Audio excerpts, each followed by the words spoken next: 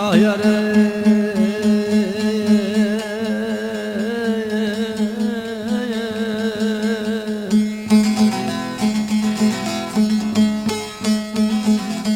ey felek seninle elleşmeye bir bile meydan ola, açıla hakkın kapısı adalet divan ola.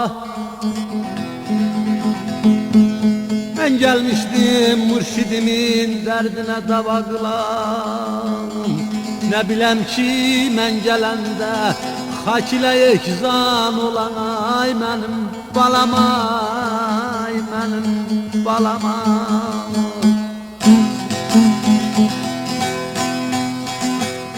Ne bilem ki mən gələndə aman aneyn son aman feleyan hak ile yeksan ola, hak ile yeksan ola.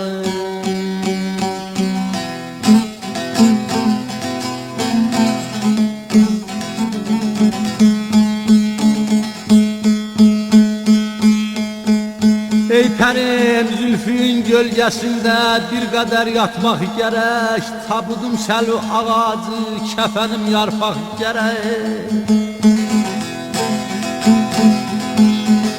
Tez uyun, tez kaldırın, menzile çatmak gerek.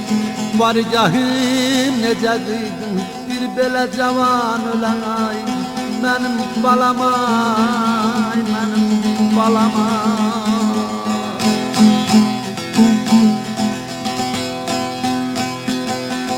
Abargahım eylece kıydın, aman aneyn son aman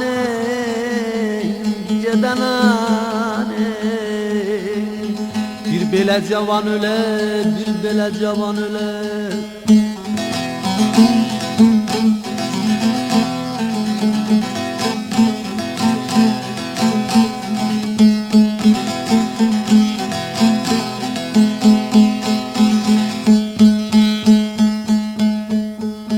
Ey pərim bir gülü dərənməzsən, dərif xəndən eyləmə, bir gönülü tükənməzsən, yıxıb verən eyləmə.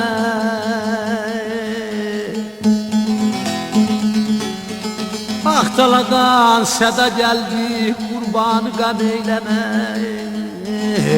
Yazı yazayım, belə yazı, çoxlara nişan olan ay, mənim balam, ay mənim balam.